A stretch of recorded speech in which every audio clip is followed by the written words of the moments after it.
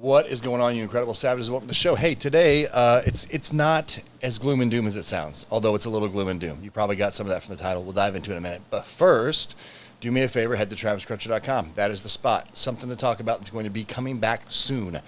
Tear It Down Apparel is coming back soon.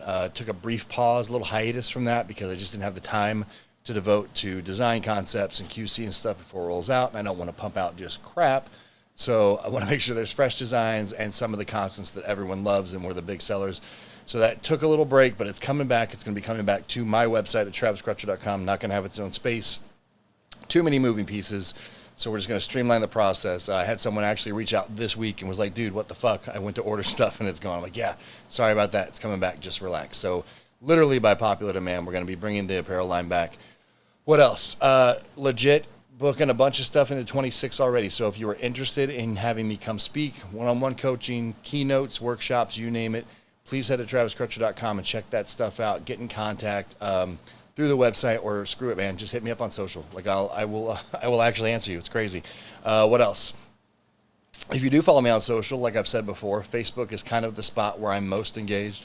The other platforms I'm on, but I just kind of pop in and pop out. I don't really spend a lot of time there. So if you want to actually engage, Facebook is the spot, and like I always say, if you do follow and you want to engage, just don't be a dick about it. Anyway, I'm going to now shut up so I can thereby talk some more.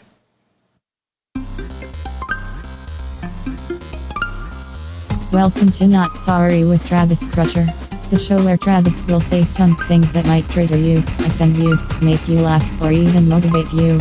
So, if you're not easily offended, stick around and enjoy. On the other hand, if you are easily offended, listen anyway. Then go tell everyone how triggered you were. Either way, you can be certain of one thing. Travis is not sorry. All right, here we go. We're going to do it. We're going to talk about something that's going to make everyone uncomfortable. And it's understandable that it makes everyone uncomfortable. And that topic being death. Okay, your death, my death. The fact that we are all going to die. All right, look, here's the deal, man. Most people spend their entire lives pretending this isn't going to happen. They live like they have forever. They put off what matters. They waste time on complete bullshit, okay? But here's the thing. Get to know death. Get to know death really well, and I bet you're going to start living your life. You won't fuck around anymore. You won't mince words. You won't waste time on things that don't matter, okay? So let's talk about why thinking about death is really the best thing you can do for your life. I know it sounds twisted, but just hear me out, okay? We have a death denial problem. Here's what I see, okay? And I see this everywhere. People living like they're immortal, right? Not like they're vampires, not having fun with it, but they put off having difficult conversations because there's always tomorrow, or they stay in jobs they hate because someday they'll make a change. Or what's worse is like they don't tell people they love them because it feels awkward. I've seen that a ton, man. And they waste years on relationships that aren't working because maybe it'll get better. Maybe it will. Maybe. And meanwhile, dude, the clock is ticking. The clock is ticking. Every day you don't take action is the day you don't get back, okay? I was working with a client, man, who'd been complaining about his marriage for 3 years. 3 years of sessions talking about how unhappy he was, but he never actually addressed it with his wife. And I'm like, why haven't you had this conversation? Asked all the time, and giving him strategies on how to make it happen, right? And the response was, I don't want to rock the boat. Maybe things will improve on their own. So I asked, okay, how many more years are you willing to be miserable? And he was like, well, I don't know. What do you mean? I'm like, well, you're not getting a younger dog, and neither is she. And every year you wait is a year of happiness that you're both giving up on, okay? And that hit him hard. Because when you realize your time is limited, suddenly wasting it becomes unacceptable. Look, and it's in every facet of life. We act like we have unlimited time to figure things out, to get our shit together, to start actually living the life we want. But we don't. None of us do, man.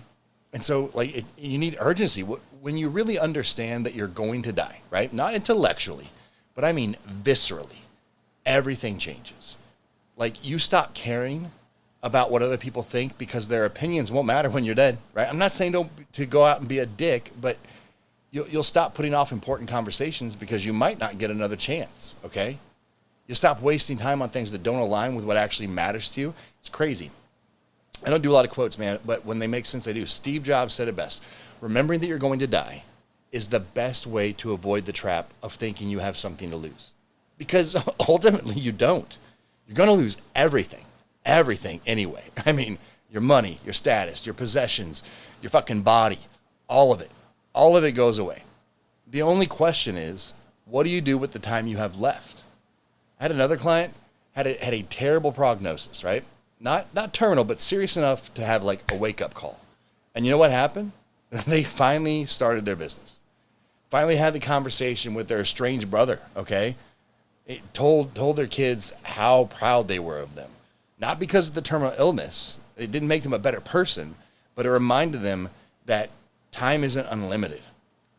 So why do we have to wait, right? Why do we wait for a diagnosis to start living? Why do we need a crisis to remind us that life is short? I mean, the answer is we're in denial. We're in denial about death. We know it, like we know it up here, right, intellectually, but we don't feel it emotionally, okay? So here's how thinking about death changes your decision making, okay? It becomes like the ultimate filter for what really matters. So before you say yes to something, ask yourself, okay, if I had 6 months to live, would this be how I wanted to spend my time? And I'm talking about all the shit you're doing. Before you avoid a difficult conversation, ask yourself, if this person died tomorrow, would I regret not saying this? And before you put off a goal, how about how many more years am I willing to wait? And it's even in the inches, man. Because look, death gives you clarity because it strips away all the other bullshit. All the other bullshit goes away. Your ego doesn't matter, right? Your reputation doesn't mean shit when you're dead. Your bank account, that thing that we're chasing all day, every day, it doesn't matter when you're dead. What matters is the impact you had, the relationships you built, the life you actually lived. Look, man, I know people are so worried about failing that they never try anything. But you know what's worse than failing? Dying with regret about the things you never attempted. I know folks who are so concerned about what other people think that they never express their real opinions. But you know what's worse than being judged? Dying without ever being authentic. That shit would be soul crushing for me, dude. And death is the great equalizer, man. Rich, poor, famous, unknown, successful, struggling. We all end up in the same fucking place. The only difference is what we do with the time we have. So, how do you actually live with what I'm going to call death awareness, right? How do you use your own mortality as motivation instead of let it paralyze you? Because that's what most people do. The first thing is, man, have regular reality checks, right? Remind yourself daily that this day, this one right now, the one you're hearing this, will not come again.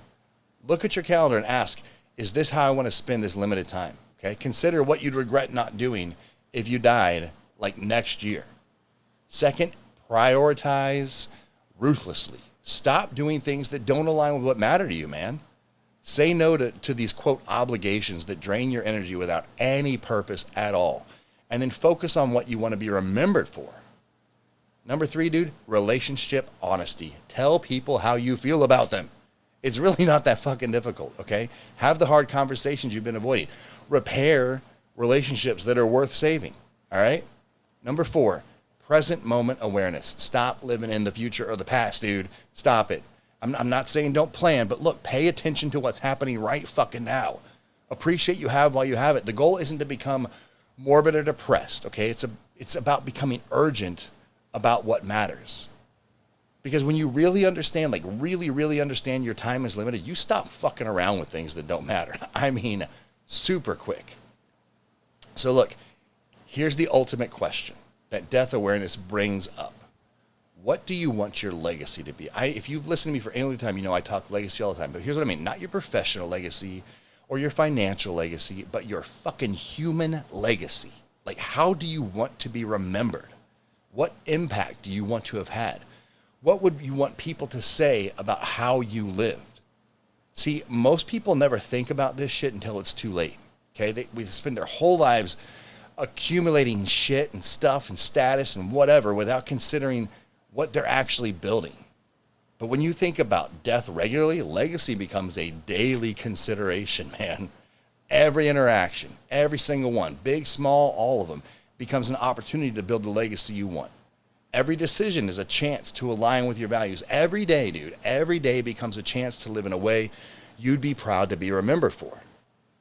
Like, death isn't the enemy of life. It's what gives life meaning. Without death, none of this shit, none of it would matter because everything would be reversible, right? We just try again tomorrow. Without death, there'd be zero urgency. to love or create or contribute. Without death, life would have no weight, dude. No significance, like zero purpose. So here's the bottom line. Gloom and doom time. You're gonna die. So am I. So is everyone we love. That's fucking depressing, but it's also liberating. Because when you really understand that your time is limited, you stop wasting it. You stop putting off what matters. You stop caring about bullshit that won't matter at the end. So get to know death. Think about it. Let it motivate you. Because the people who are truly living their fullest lives are the ones that understand it's going to end. So stop living like you have forever. You don't. I promise. Start living like every day matters, because it does. Cool? I know it's a little dark, but I think it's important. Anyway, if you dug it, please share it. If you took something away from it, please leave a comment on Spotify or iTunes or wherever you listen to podcasts. And I will talk to you crazy, awesome human people later.